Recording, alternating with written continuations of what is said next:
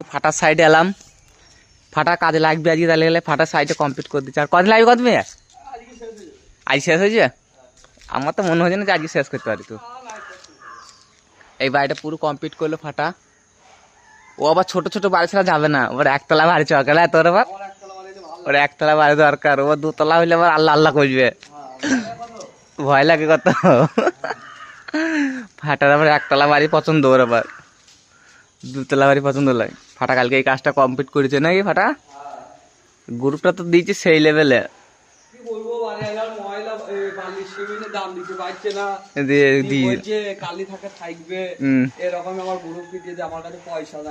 বলছে